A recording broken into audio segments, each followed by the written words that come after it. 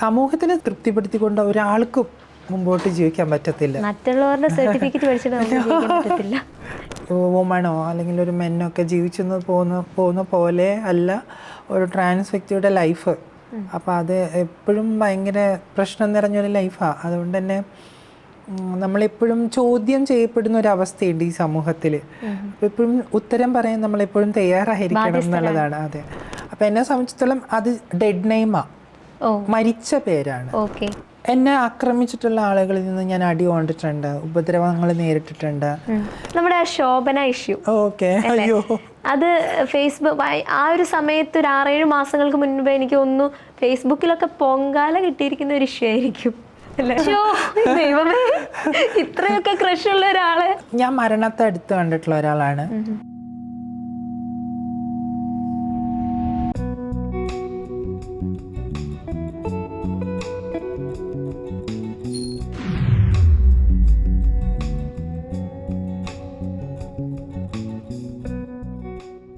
എല്ലാവർക്കും നമസ്കാരം. ഫെയിം സ്റ്റെപ്സിൻ്റെ പുതിയൊരു വീഡിയോയിലേക്ക് സ്വാഗതം. ഞാൻ Anna Rose and this is our show toss with Anna. So ഇന്ന് നമ്മോടൊപ്പം ഉള്ളത് തൻ്റെ നിലപാടുകളിൽ വ്യക്തമായ കാഴ്ചപ്പാടുകളോടുകൂടി ഉറച്ചു നിൽക്കുന്ന, വെല്ലുവിളികളെ തൻ്റെ അടുത്തോടുകൂടി നേരിട്ട് സ്വന്തം വ്യക്തിമുദ്ര പതിപ്പിച്ച drama artist, model, transgender activist, actress എന്നീ നിലകളിൽ സമ്പുഷ്ടമായിരിക്കുന്ന the one and only most eminent and beautiful transgender activist Sheetal Shyam. So ma'am, welcome back to our show. Thank you. So ഞാൻ കണ്ടിരിക്കുന്ന ഒരുപാട് ഇൻ്റർവ്യൂസിലുണ്ടല്ലോ, മെജോറിറ്റി ഇൻ്റർവ്യൂസിലും വളരെ സീരിയസ് ആയിട്ട് ഭയങ്കര ഒരു എന്താ പറയുന്നത്, ഭയങ്കര ബോൾഡ് ലുക്കിൽ ഒരു സാരി കോസ്റ്റ്യൂമിലൊക്കെയാണ് കാണുന്നത്. പക്ഷെ ഇന്ന് യു ലുക്സ് വെരി ബ്യൂട്ടിഫുൾ. ഈ ഒരു ഡ്രസ്സിൽ ഭയങ്കര ക്യൂട്ടായിട്ടുണ്ട്. സോ അപ്പോൾ നമുക്ക് ഫസ്റ്റ് ഓഫ് ഓൾ മാമിൻ്റെ ഒരു പേരിലൂടെ തന്നെ തുടങ്ങാം അല്ലേ. മാമിൻ്റെ ഈ ഒരു ശീതൾ ശ്യാം എന്നുള്ളൊരു പേര്, എന്താണ് അതിൻ്റെ പിന്നിലെ ഒരു സീക്രട്ട്? അത് ഫാമിലി ഇട്ട പേരാണോ അതെയോ ഓൺ ചൂസ് ചെയ്ത പേരാണോ? ഫസ്റ്റ് ഓഫ് ഓൾ എനിക്ക് എന്നെ ശീതൾ എന്ന് വിളിക്കുന്ന ഇഷ്ടം. മാം സർ എന്നുള്ളൊരു പ്രൊണൗൺസിയേഷനോട് ഇത്തിരി യോജിപ്പുണ്ട്. പേഴ്സണലി എനിക്ക് ശീതൾ എന്ന് വിളിക്കുന്ന ഇഷ്ടം. അപ്പം അങ്ങനെ ഒരു പേര് സെലക്ട് ചെയ്യാനുണ്ടായിട്ടുള്ള കാര്യം എന്ന് വെച്ചാൽ, ഇപ്പം നമ്മൾ പലപ്പോഴും ഈ ചൈൽഡ്ഹുഡിൽ നമ്മുടെ ഫാമിലി മെമ്പേഴ്സായിരിക്കും നമ്മളോട് നമ്മുടെ അനുവാദം ഇല്ലാതെ, നമ്മുടെ കൺസെൻ്റ് ഇല്ലാതെ നമുക്കൊരു പേരിടുന്നത്. അത് ഈ ജെൻഡറിനെ അവരാണ് അതിനെ അസൈൻ ചെയ്യുന്നത്. ഈ നിർണയം അവർ ചെയ്യുന്നത് കൊണ്ടായിരിക്കാം അവർക്ക്. അപ്പം ഒരു ഗേൾ ചൈൽഡിന് എന്ത് പേരിടണം, ബോയ് ചൈൽഡിന് എന്ത് പേരിടണം നമ്മൾ ഓൾറെഡി കൺസെപ്റ്റ് ചെയ്ത് വെച്ചിട്ടുണ്ട് ഈ സൊസൈറ്റി. അപ്പം അതുകൊണ്ട് തന്നെ എൻ്റെ ഫാമിലി ഇട്ട പേര് മറ്റൊരു പേരാണ്. അപ്പം ആ പേരാണ് എൻ്റെ പേരിൻ്റെ ലാസ്റ്റ് ഉള്ളത്, ശ്യാം എന്നുള്ള പേര്. അപ്പം എൻ്റെ ആ പേര് ശരിക്കും എനിക്കൊട്ടും ഇഷ്ടപ്പെടുന്നതൊന്നും അല്ലായിരുന്നു. പിന്നീട് എൻ്റെ ലൈഫിൻ്റെ വളർച്ചയുടെ സമയത്തായിരുന്നു ഇങ്ങനൊരു പേര് സെലക്ട് ചെയ്തത്. അത് ബാംഗ്ലൂർ നിൽക്കുന്ന സമയത്തായിരുന്നു. ആരെങ്കിലും സജഷൻ ആണോ അതോ സ്വന്തമായിട്ട് സെലക്ട് ചെയ്തത്? ബാംഗ്ലൂർ ഒത്തിരി പേർക്ക് ശീതൾ എന്നുള്ള പേരുണ്ട്. അപ്പോൾ ഞാൻ എൻ്റെ ഒത്തിരി ഫ്രണ്ട്സ് ഉണ്ട്. പിന്നെ ആ ശീതളിന് കുറച്ചും കൂടി, ആ പേരിന് കുറച്ചും കൂടി എളിമ എന്നുണ്ട്, അല്ലെങ്കിൽ തണുപ്പ്, കൂൾ, വളരെ കൂളായിട്ടുള്ള ഒരാളാണ് ഞാൻ. ഇപ്പൊ എല്ലാവരും എന്താ പറയുന്ന അപ്പൻ്റെ അമ്മേൻ്റെയും പേര് ചേർത്തിട്ടിട്ട് ഒരു പേരിടുക എന്നുള്ളൊരു ട്രെൻഡ്. പിന്നെ എന്താ പറയുക, കുറെ ഗൂഗിൾ സെർച്ച് ചെയ്ത് പേരിടുക. അപ്പം ഈ ശീതൾ എന്നുള്ള ആ പേരിന്റെ അർത്ഥം ജീവിതത്തിൽ പരമാർത്ഥമാക്കി ജീവിക്കാൻ ശ്രമിക്കാറുണ്ടോ? അല്ല, ഞാൻ എൻ്റെ ലൈഫ് അത്ര ഈസി അല്ല. അതിപ്പം ഒരു സിസ് മനുഷ്യർ ജീവിച്ചു പോകുന്നത് പോലെ, അല്ലെങ്കിൽ ഒരു വുമണോ അല്ലെങ്കിൽ ഒരു മെന്നൊക്കെ ജീവിച്ചെന്ന് പോകുന്ന പോലെ അല്ല ഒരു ട്രാൻസ് വ്യക്തിയുടെ ലൈഫ്. അപ്പോൾ അത് എപ്പോഴും ഭയങ്കര പ്രശ്നം നിറഞ്ഞൊരു ലൈഫാണ്. അതുകൊണ്ട് തന്നെ നമ്മളെപ്പോഴും ചോദ്യം ചെയ്യപ്പെടുന്ന ഒരു അവസ്ഥയുണ്ട് ഈ സമൂഹത്തിൽ. എപ്പോഴും ഉത്തരം പറയാൻ നമ്മളെപ്പോഴും തയ്യാറായിരിക്കണം എന്നുള്ളതാണ്. അതെ. അപ്പം നമ്മുടെ ഈ പേര് എപ്പോഴും ഒരു ഇഷ്യൂ ആണ്. അപ്പം എല്ലാവരും ചോദിക്കും പഴയ പേരെന്താ, പഴയ പേര്. അത് അറിയാനുള്ള ക്യൂരിയോസിറ്റി ഉള്ള ആളുകളുണ്ട്. അപ്പം എന്നെ സംബന്ധിച്ചിടത്തോളം അത് ഡെഡ് നെയിമാണ്, മരിച്ച പേരാണ്.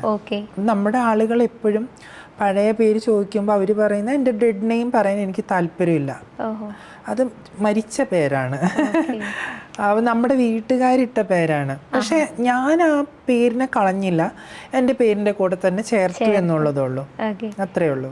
അപ്പോൾ ഈ ഞാൻ ചോദിക്കട്ടെ, ഇപ്പം പറഞ്ഞു നമ്മൾ ഒരു എന്താ പറയുന്നത്, ഒരു യാത്രയിൽ നിന്നായിരുന്നു വന്നത്, ലൈഫ് അത്ര ഈസി അല്ലായിരുന്നു എന്നുള്ളത്, വീട്ടുകാർ സ്വയം കൽപ്പിച്ചിട്ട ഒരു പേര്, ആ പേരിലുള്ള ഒരു ജീവിതം.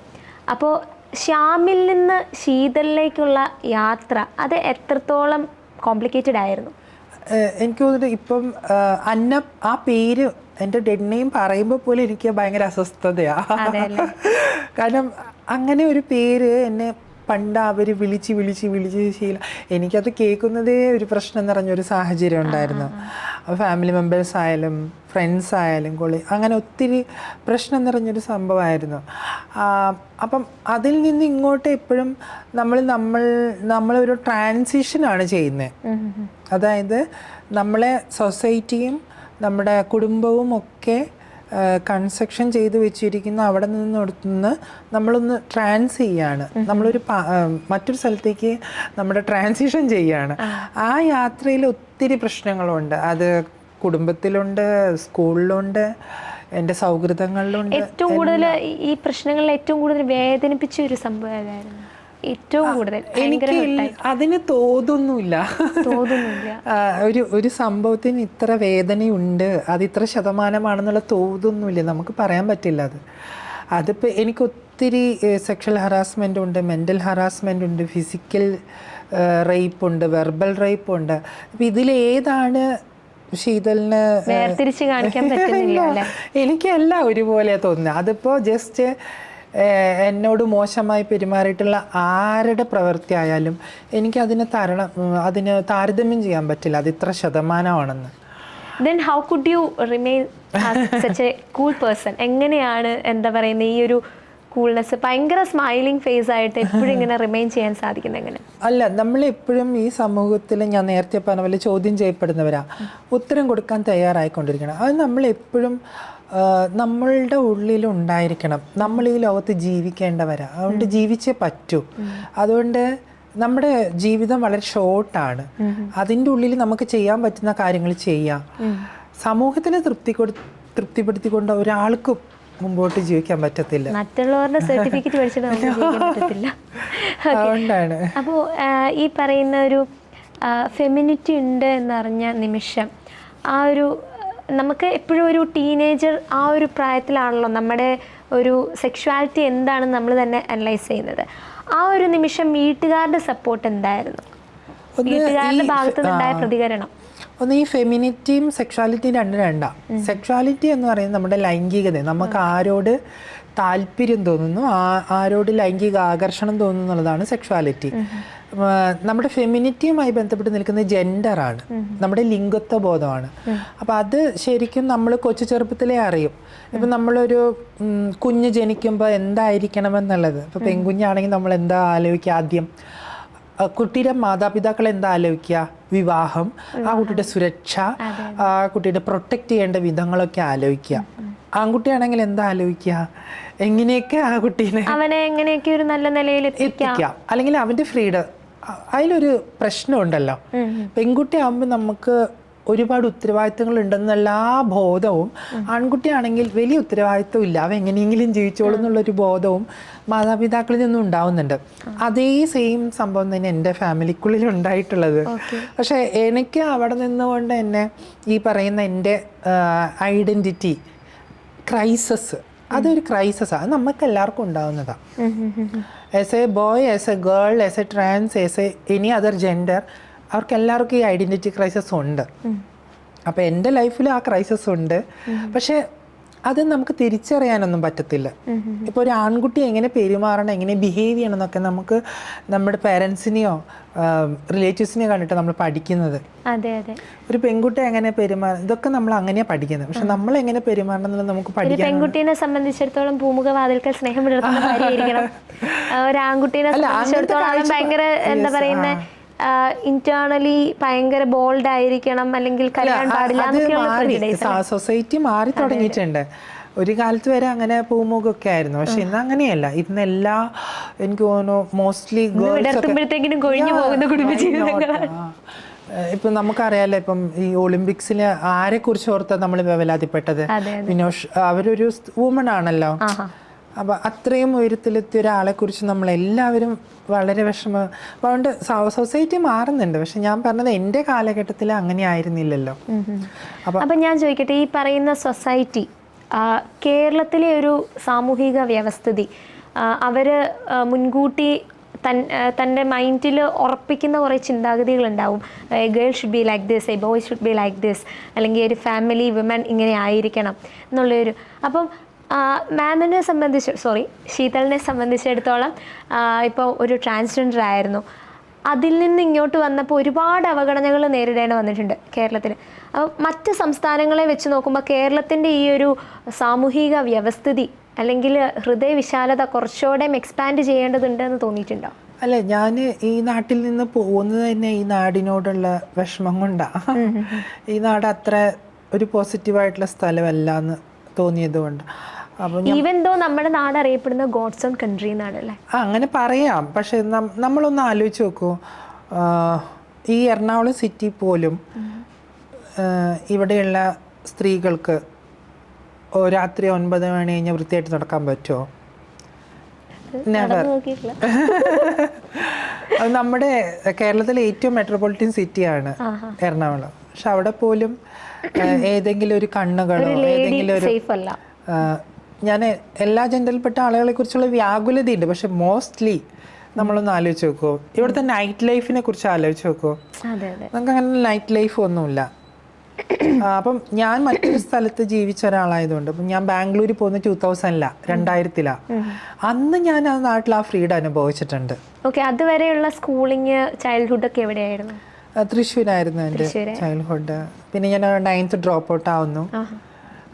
സ്കൂളിലുള്ള ഹറാസ്മെന്റ് കൊണ്ടൊക്കെ തന്നെയാണ് ഞാൻ അവിടുന്ന് ഡ്രോപ്പ് ഔട്ട് ആവുന്നത്.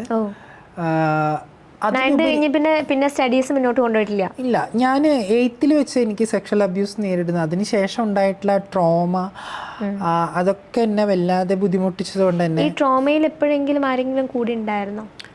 ആരുമില്ല, അങ്ങനെ ഒന്ന്. ഞാൻ പഠിക്കുന്ന കാലത്ത് ഇതിനെക്കുറിച്ച് അറിയുന്ന ആളുകളോ അതിനെക്കുറിച്ച് പറഞ്ഞു തരാൻ പറ്റുന്ന ടീച്ചേഴ്സോ സ്റ്റുഡൻസോ സുഹൃത്തുക്കളോ പ്രൊഫഷണൽസോ ഒന്നുമില്ല. അപ്പം ആ സമയത്ത് ഞാൻ ഒറ്റയ്ക്ക് തന്നെ അതിനെ ഹാൻഡിൽ ചെയ്യണം എന്നുള്ളതാണ്. അപ്പം അങ്ങനെ ഹാൻഡിൽ ചെയ്തിട്ടുള്ളൊരു ലൈഫായിരുന്നു എൻ്റേത്.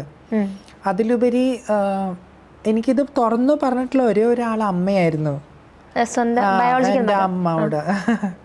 അപ്പം അമ്മ പറഞ്ഞിട്ടുള്ളത്, എല്ലാവരുടെ ലൈഫിൽ ഇത്തരം പ്രശ്നങ്ങളുണ്ടാവും, പക്ഷേ വളരെ കെയർഫുള്ളായിട്ട് നിൽക്കുക, ഒരിക്കലും സൂയിസൈഡ് ചെയ്യരുതെന്നൊക്കെ പറഞ്ഞിട്ടുണ്ട് അമ്മ. ഞാനത് ജീവിതത്തിൽ ഏറ്റവും കൂടുതൽ സ്വാധീനിച്ച വ്യക്തി ആരാന്ന് ചോദിച്ചാൽ അമ്മ തന്നെയാണ്. അമ്മയില്ലെങ്കിൽ ഞാനില്ല. കാരണം എൻ്റെ അമ്മ പറഞ്ഞിട്ടുള്ളത് ആത്മഹത്യ ചെയ്യരുതെന്ന്. നമുക്ക് ജീവിതത്തിൽ ഒത്തിരി പ്രശ്നങ്ങൾ വരും. ഞാൻ ഒത്തിരി ഇൻ്റർവ്യൂസിലൊക്കെ ഞാൻ അമ്മേനെക്കുറിച്ച് വളരെ ബ്രോഡായിട്ട് പറഞ്ഞിട്ടുണ്ട്, കുറച്ചും കൂടി സംസാരിച്ചിട്ടുണ്ട്. കാരണം അമ്മ വളരെ ഓപ്പണായിരുന്നു. അവർ നല്ല രീതിയിൽ എന്നോട് സപ്പോർട്ട് ചെയ്തിരുന്ന ഒരാളായിരുന്നു. അപ്പം എനിക്ക് അവരുടെ ലൈഫിൽ അവരനുഭവിച്ചിട്ടുള്ള പ്രശ്നങ്ങളൊക്കെ കണ്ടിട്ടാണ് ഞാൻ വളർന്നത്. അപ്പം അത് എനിക്കുണ്ടാവരുതെന്നുള്ള ഉത്തമ ബോധ്യം തരാൻ അമ്മ എപ്പോഴും ശ്രമിച്ചിരുന്നു. നിനക്ക് കുറച്ചും കൂടിയും ധൈര്യം വേണം, സ്വാതന്ത്ര്യം വേണം, അപ്പം അത് നീ തന്നെയാണ് ഉണ്ടാക്കേണ്ടതെന്നുള്ള ഒരു ഇത് അമ്മ തന്നെയാണ് പറഞ്ഞിരുന്നത്. അതുകൊണ്ട് അമ്മയോടാണ് എപ്പോഴും വളരെ ഒരു ഇതുള്ളത്, ക്ലോസ് ആയിട്ടുള്ളത്. ക്ലോസ് മാത്രമല്ല, എനിക്ക് ചിലപ്പോൾ അങ്ങനെ ഒരു അമ്മ ഇല്ലായിരുന്നെങ്കിൽ ചിലപ്പം ഞാൻ ചിലപ്പോൾ ആത്മഹത്യയൊക്കെ വരുമായിരുന്നു. അങ്ങനെ ഒത്തിരി പേര് ആത്മഹത്യ ചെയ്തിട്ടുണ്ട് ഫാമിലി സപ്പോർട്ട് ഇല്ലാതെ. അവരുടെ കൂട്ടത്തിൽ എൻ്റെ പേരും പറഞ്ഞേനെ ചിലപ്പോൾ. ആ ഒരു കാര്യത്തിന് ഏറ്റവും സപ്പോർട്ടീവായിട്ട് ഇപ്പോഴും കൂടി ഉണ്ടായിരുന്ന അമ്മയായിരുന്നു അല്ലേ? ഇപ്പം അമ്മയില്ല. അമ്മ 2008 മരിക്കുകയാണ്. അതിനുശേഷം അമ്മയുണ്ട്, കൂടെ ഉണ്ടെന്നുള്ള ബോധ്യത്തിലാണ് ഞാൻ കൊണ്ടുവന്നത്. അപ്പോൾ എന്താ ഞാൻ ചോദിക്കട്ടെ, ഇപ്പോൾ ഒരു മനുഷ്യൻ്റെ ജീവിതത്തിൽ ഏറ്റവും കൂടുതൽ ഹറാസ്മെൻറ്റ് നേരിടുന്ന ഒരു കാര്യമാണ് സെക്സുമായിട്ട് ബന്ധപ്പെട്ട ചീത്ത വാക്കുകൾ, അശ്ലീല ചൊവ്വയുള്ള വാക്കുകൾ, സെക്ഷുവലായിട്ടുള്ള ഹറാസ്മെൻറ്റ് നേരത്തെ പറഞ്ഞതുപോലെ തന്നെ.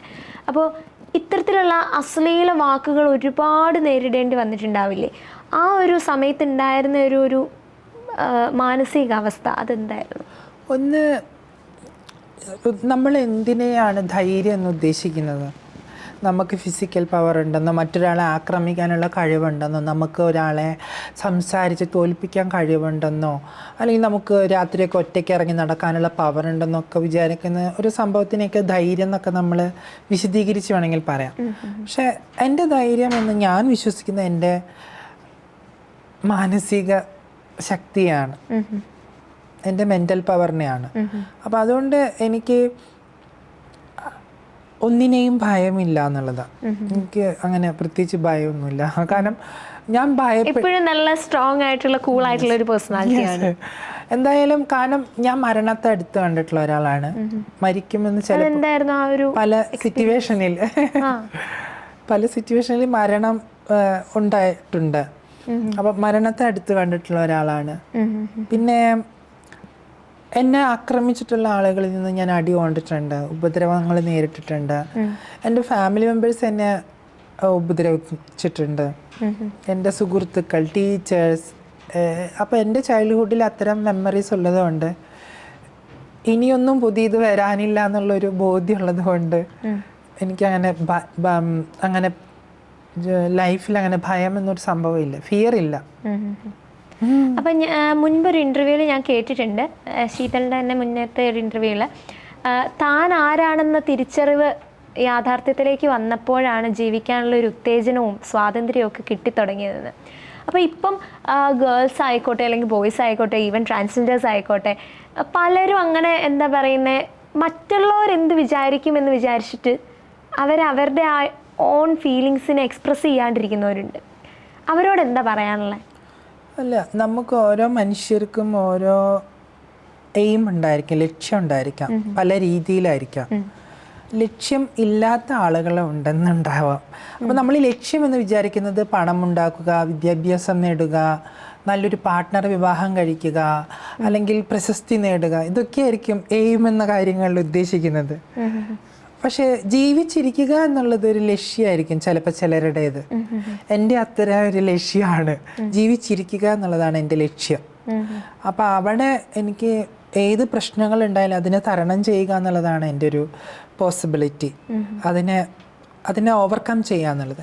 എല്ലാ മനുഷ്യരും അങ്ങനെ ഓവർകം ചെയ്ത് ജീവിക്കാൻ പറ്റൂ, അല്ലെങ്കിൽ അവർക്ക് ഏതെങ്കിലും തരത്തിലുള്ള പ്രശ്നങ്ങൾ ഉണ്ടാവും. അപ്പം അതിനെ തരണം ചെയ്യാനുള്ളൊരു പ്രാക്ടീസ് ചെയ്യുകയാണ് യുവതലമുറ ചെയ്യേണ്ടത്. അപ്പം നമുക്ക് ഈ പ്രിവിലേജ് എന്ന് പറയുന്ന സംഭവം അതെ, കാരണം എല്ലാ മനുഷ്യരുടെ ജീവിതത്തിലും പ്രശ്നമുണ്ട്. ഇപ്പം ഞാൻ വിചാരിച്ചത് എനിക്ക് ഇഷ്യൂ ഉണ്ടായപ്പോൾ ഞാനാണ് ഏറ്റവും സങ്കടം അനുഭവിക്കുന്ന ഒരാളെന്ന്. പക്ഷെ ഞാൻ സമൂഹത്തിൻ്റെ ഇടയിൽ പ്രവർത്തിക്കാൻ തുടങ്ങിയപ്പോഴാണ് എനിക്ക് മനസ്സിലായത് എന്നേക്കാൾ പ്രശ്നം അനുഭവിക്കുന്ന ആളുകളുണ്ട്. എന്നേക്കാൾ വളരെ ബുദ്ധിമുട്ട് അനുഭവിക്കുന്ന, സങ്കടം അനുഭവിക്കുന്ന ഒത്തിരി ആളുകളെ എനിക്ക് കാണാൻ സാധിച്ചിട്ടുണ്ട്.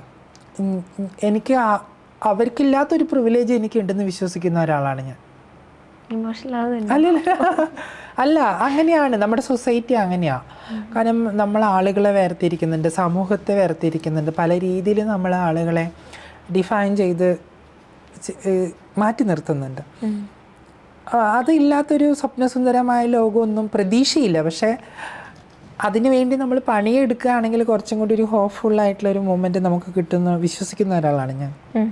അപ്പോൾ എന്നെപ്പോലെ ഒത്തിരി പേര് പ്രയത്നിച്ചതിൻ്റെ ഫലമായിട്ടായിരിക്കാം ഞാനിവിടെ ഇരിക്കുന്നത്, അല്ലേ?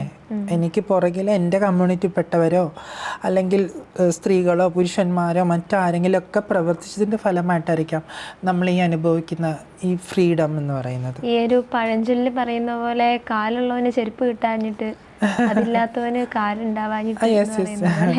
അല്ല, ഒന്ന് ഞാൻ നേരത്തെ ചോദ്യം ചോദിച്ചു, നമ്മൾ ഓരോരോ അനുഭവങ്ങളിലൂടെ കടന്നു പോകുമ്പോൾ നമ്മളെക്കാളും വിഷമം അനുഭവിക്കുന്നവർ എത്ര പേരുണ്ടാവും? അത് തീർച്ചയായിട്ടും ഞാൻ നേരത്തെ ചോദ്യം ചോദിച്ചതാണ്. ഈ തിരിച്ചറിയുക എന്ന് പറഞ്ഞത്, സെൽഫ് റിയലൈസേഷൻ എന്ന് പറയുന്നത് വലിയൊരു ഫാക്റ്റായിട്ടുള്ള കാര്യമാണ്.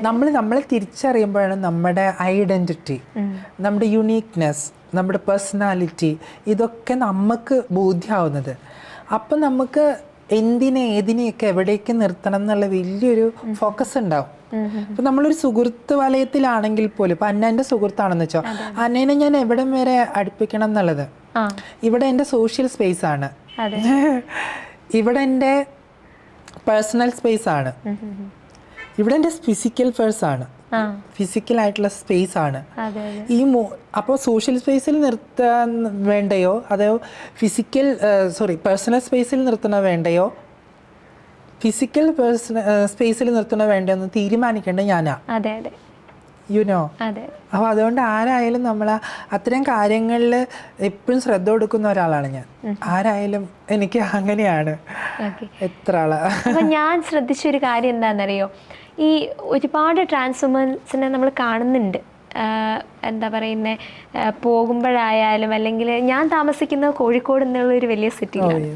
അപ്പോൾ അവിടെ തന്നെയായാലും നമ്മൾ ഒരുപാട് പേര് രാത്രിയും പകലും ഒക്കെ കാണലുണ്ട്. പക്ഷേ ഒരു ട്രാൻസ് വിമൺ എന്നതിനപ്പുറത്തേക്ക് ശീതൾ ശ്യാം എന്ന് പറയുന്ന ഒരു വ്യക്തിയെ ഞാൻ റിസർച്ച് ചെയ്തപ്പോൾ കണ്ടൊരു കാര്യം എന്താണെന്ന് വെച്ചാൽ, പറയുന്ന കാര്യങ്ങളെക്കുറിച്ച് ഞാൻ ഇൻട്രോ പറഞ്ഞ പോലെ തന്നെ പറയുന്ന കാര്യങ്ങളെക്കുറിച്ച് വ്യക്തതയുണ്ട്, കൃത്യതയുണ്ട്. ബിഗ് ബോസിൽ പറയുന്ന നിലപാടുണ്ട്, നിലവാരമുണ്ട്. അപ്പോൾ എന്താ പറയുന്നത്, ഈ പറയുന്ന കാര്യങ്ങൾ അത് പിന്നെ ഒരു വേർഡിനെ കുറിച്ച് പറയുമ്പോൾ അതിൻ്റെ ചരിത്രം, അതെവിടെ നിന്ന് വന്നു, അതിൻ്റെ അർത്ഥം, അതിൻ്റെ അർത്ഥവ്യാപ്തി, ഇതെല്ലാം വളരെ കൃത്യമായിട്ട് പറയുന്ന ഒരാളാണ് ശീതൾ. അപ്പോൾ എങ്ങനെയാണ് ആ ഒരു ചരിത്രാവബോധം ഡെവലപ്പ് ചെയ്തെടുത്തത്? ഈ ഒരു റിസർച്ചിങ് സ്കിൽ അത് കൊച്ചിലെ മുതൽ ഉണ്ടായിരുന്നോ? വായനാശീലം അങ്ങനത്തെ കാര്യങ്ങളൊക്കെ? എനിക്കങ്ങനെ നന്നായി പഠിക്കാനൊന്നും പറ്റിയിട്ടില്ല. ഞാൻ 9th ഡ്രോപ്പ് ഔട്ടാണ്. അതിനുശേഷം ഞാൻ ബാംഗ്ലൂർ എന്ന് പറയുന്ന നഗരത്തിലേക്ക് പോന്നു. അവിടെ ഒരു NGO ആയിട്ട് ഞാൻ കണക്റ്റ് ആവാണ്, സംഗമ എന്ന് പറഞ്ഞ ഓർഗനൈസേഷൻ.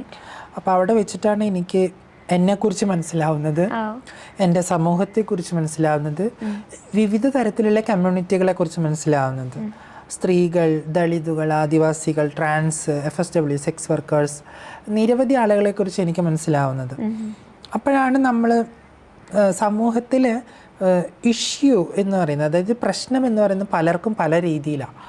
അത് അഡ്രസ്സ് ചെയ്യേണ്ടത് ചുമതല നിർവഹിക്കുന്ന ആളെന്ന നിലയ്ക്ക് ഞാൻ അതിനെ മനസ്സിലാക്കണം എന്നുള്ളതാണ്. അപ്പം അങ്ങനെയാണ് ഞാൻ വായന തുടങ്ങുന്നത്. പിന്നെ ഏറ്റവും ഇഷ്ടമുള്ള ബുക്ക് ഏതായിരുന്നു ഇതുവരെ വായിച്ചതിൽ? ഏറ്റവും ഹാർട്ട് ടച്ചിങ് ആയിട്ടുള്ളൊരു എനിക്ക് ഒത്തിരി പുസ്തകമുണ്ട്, പക്ഷെ എനിക്ക് ലൈബ്രറി ഒക്കെ ഉണ്ടോ? ലൈബ്രറിയിൽ പുസ്തകങ്ങൾ എനിക്ക് എപ്പോഴും ഗിഫ്റ്റൊക്കെ കിട്ടാറുണ്ട്. പുസ്തകങ്ങൾ ഞാൻ എപ്പോഴും സൂക്ഷിച്ചു വെക്കും. എനിക്ക് ഏറ്റവും ഇഷ്ടമുള്ള പുസ്തകം കുറേ നാളുകളായിട്ട് എൻ്റെ മനസ്സിലുള്ളത്, ഇനിയൊരു പുസ്തകം വന്നാൽ മാറാം, പക്ഷെ എനിക്ക് എപ്പോഴും എനിക്ക് വായിച്ചിട്ട് വീണ്ടും വായിക്കണമെന്ന് ആഗ്രഹമുള്ളത് സുഗന്ധി ആണ്ടാൾ ദേവനായികയാണ്, TD രാമകൃഷ്ണൻ്റെ. അതൊരു ശ്രീലങ്കൻ യുവതിയുടെ കഥയാണ്. തമിഴ്നാടും ശ്രീലങ്കയും കൂടിയിട്ടുള്ളൊരു സ്റ്റോറിയാണ്. ഏത് ജോണറാണ് ഏറ്റവും കൂടുതൽ ഇഷ്ടം? നോവലാണോ, ഫിക്ഷനാണോ? ഫിക്ഷനും അങ്ങനെയല്ല. എനിക്ക് ഞാൻ പണ്ട് കപ്പലണ്ടി പൊതിയുന്ന കടലാസ് പോലും ഞാൻ വായിച്ചു നോക്കും.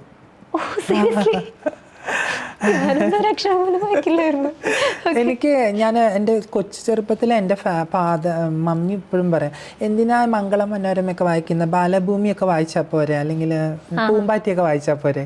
പക്ഷെ ഞാൻ ആ സമയത്തെ മംഗളം മനോരമയൊക്കെ വായിക്കും.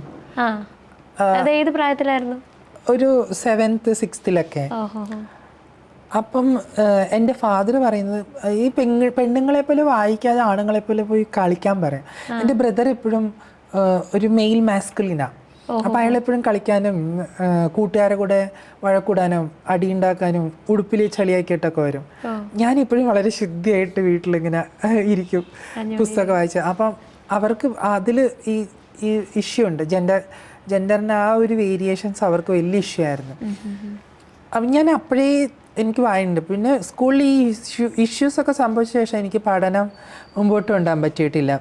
പിന്നെ എനിക്ക് എപ്പോഴും ഇൻഫർമേഷൻസ് എപ്പോഴും ലേൺ ചെയ്യുന്നതിൽ ഭയങ്കര ഇൻട്രസ്റ്റ് ഉള്ള ഒരാളാണ് ഞാൻ എപ്പോഴും എൻ്റർടൈൻമെൻറ്റിനേക്കാൾ ഉപരി ന്യൂസൊക്കെ കാണും, വായിക്കും, പല കാര്യങ്ങൾ എന്നെക്കൊണ്ട് പറ്റാവുന്ന അവയർനെസ് ഞാൻ എപ്പോഴും എടുക്കുന്ന ഒരാളാണ് ഞാൻ.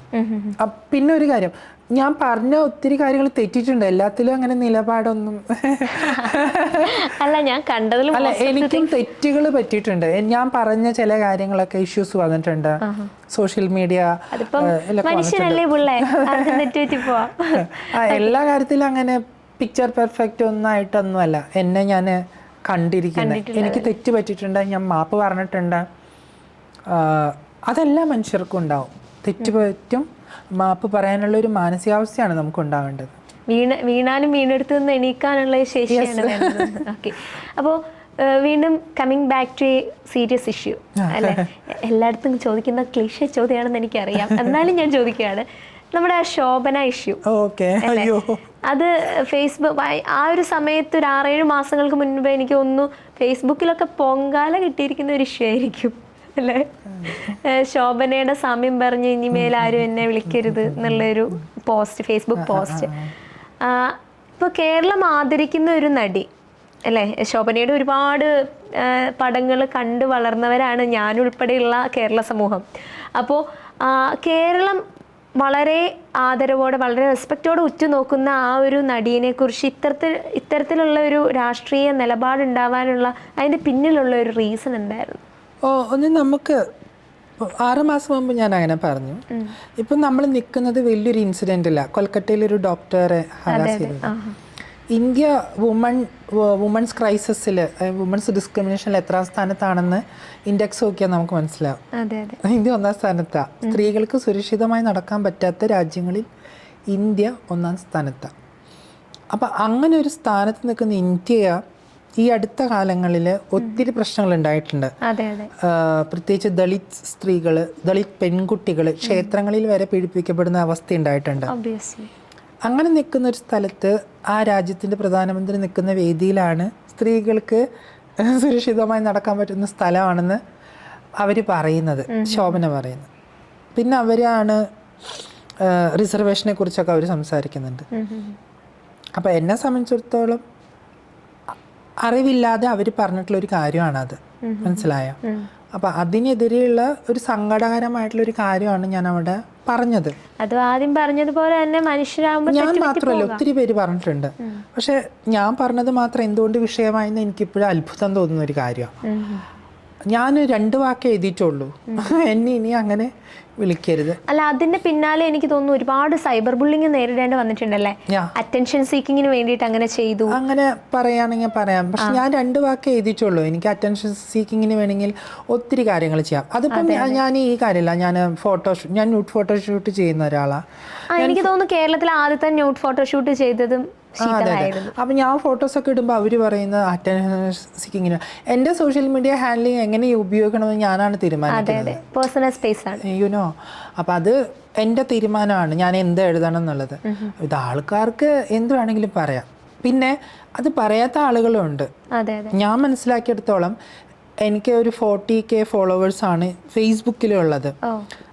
അതിലുള്ള എല്ലാവരും വന്നിട്ടല്ല എന്നെ വഴക്ക് പറഞ്ഞിട്ടുള്ളത്, ഈ പറഞ്ഞ മോശപ്രവൃത്തി ഇത് വേറെ എവിടെ നിന്നൊക്കെ ആൾക്കാരാ വന്നിട്ട് സംസാരിച്ചിട്ടുള്ളത്. യൂഷ്വലി നമ്മുടെയൊക്കെ ഈ ഒരു വീഡിയോയുടെ താഴെ കമന്റ് എടുത്ത് നോക്കി എല്ലാ ഫേക്ക് അക്കൗണ്ട് എന്നെ ബാധിക്കുന്ന വിഷയമല്ല. എനിക്ക് അവരോട് ഇപ്പോഴും റെസ്പെക്റ്റാ.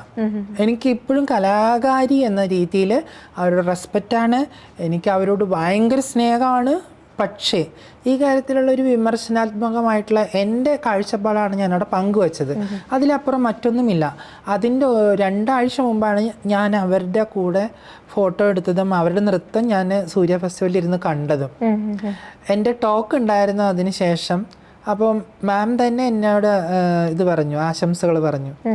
അവിടെ അനൗൺസർ പറഞ്ഞു ഇങ്ങനെ ഒരാൾ സംസാരിക്കുന്നുണ്ട് സൂര്യയുടെ ഫെസ്റ്റിവലിൽ. ശോഭന മാം തന്നെയാണ് പറഞ്ഞത്, കൺഗ്രാജുലേഷൻ, ടോക്ക് ബെസ്റ്റ് ആക്കണം എന്നൊക്കെ പറഞ്ഞിട്ട്. ഞാൻ ശരിക്കും മാം പെർഫോമൻസിന് ശേഷം ആർക്കും ഫോട്ടോ എടുക്കാൻ സമ്മതിക്കത്തില്ല. സൂര്യകൃഷ്ണമൂർത്തി സാറിനോട് ഞാൻ സംസാരിക്കുകയും സാർ എന്നോട് കുഴപ്പമില്ല ശീതൾ എടുത്തോളൂ എന്ന് പറഞ്ഞപ്പോൾ ശോഭന മാം നിന്ന് തരികയും ചെയ്തുകൊണ്ട് ഫോട്ടോ എടുക്കുകയും ചെയ്തത്. ഞാൻ കൊച്ചു ചെറുപ്പത്തിലേ മുതലേ ആരാധിക്കുന്ന ഒരാൾ, ആരാധനയല്ല ഒരു പ്രത്യേക ഭ്രാന്തായിരുന്നു എനിക്ക്. കാരണം ഈ മണിച്ചിത്താഴ് സിനിമ ഇപ്പം ഇറങ്ങിയല്ലോ, ഞാൻ വളരെ വർഷങ്ങൾക്ക് മുമ്പ് ആ സിനിമയുടെ ഒരു മായാലോകത്ത് നിന്ന ഒരാളാണ് ഞാൻ. മനസ്സിലായോ? അതെ, ഞാൻ ഷൊർണൂർ മേളത്തിൽ ആ സിനിമ കണ്ടത്. അതിന് പിന്നാലെ എനിക്ക് ഒത്തിരി ലൈഫിൽ ഒത്തിരി പ്രശ്നങ്ങൾ ഉണ്ടായിട്ടുണ്ട്. എന്നെ നിരന്തരം ആളുകൾ ഈ പേര് വിളിച്ച് കളിയാക്കാറ്, നാഗവല്ലി എന്ന് വിളിച്ച് കളിയാക്കാറുണ്ട്. എൻ്റെ നടപ്പിലെടുപ്പിലൊക്കെ ഒരു നാഗവല്ലി സ്റ്റൈൽ ഉണ്ടെന്നോ? നാഗവല്ലി അല്ല, ഇവരോട് എനിക്ക് ഭയങ്കര ആരാധന. ഇവരെ കാണാൻ ഞാൻ പോയിട്ടുണ്ട് റീജിയണൽ തിയേറ്ററിലും ഗുരുവായൂർ അമ്പലത്തിലൊക്കെ. വലുതായപ്പോൾ ഇവർ ഓട്ടോഗ്രാഫ് ഞാൻ വാങ്ങിയിട്ടുണ്ട്. പിന്നെ ഇവർക്ക് എത്ര ഉയരുണ്ടെന്ന് നോക്കാൻ ഞാൻ അവരുടെ കൂടെ നിന്ന് നോക്കിയിട്ടുണ്ട്. ഇത്രയൊക്കെ ക്രഷ് ഉള്ള ഒരാള്, സത്യം എനിക്ക് അത്ര ക്രഷ്. അത് നമ്മുടെ ജീവിതത്തിൽ ഇത്രയും അധികം സൈബർ ബുള്ളിങ് ഉണ്ടാക്കിയെന്ന് പറഞ്ഞാൽ എനിക്ക് നോ പ്രോബ്ലം. അത് തന്നെ പുറത്തുള്ളവർക്ക് അറിയത്തില്ല. എൻ്റെ സുഹൃത്തുക്കൾക്ക് കുറച്ച് പേർക്കൊക്കെ അറിയാം എനിക്ക് അവരെ ഒത്തിരി ഇഷ്ടമാണെന്ന്. അതുകൊണ്ടാണ് അവര് പറയുന്നത്. ഇത് ഈ ഒരു ഇഷ്യൂ ഉണ്ടായി കഴിഞ്ഞിട്ട് ശോഭനയുടെ ഭാഗത്ത് നിന്ന് എന്തെങ്കിലും പ്രതികരണം ഇല്ല, അവര് ഇതൊന്നും ശ്രദ്ധിക്കുന്ന ഒരാളേ അല്ല. അവര് വേറെ ലെവലാ. കാരണം അവരൊരു ആർട്ടിസ്റ്റ് എന്ന് പറഞ്ഞാൽ ഒരു ഫുൾ ടൈം ബിസി ആയിട്ടുള്ള ഒരു ആർട്ടിസ്റ്റാണ്. അവർക്ക് മിക്കപ്പോഴും എല്ലാ ദിവസവും പ്രോഗ്രാമുള്ള ആളാണ്.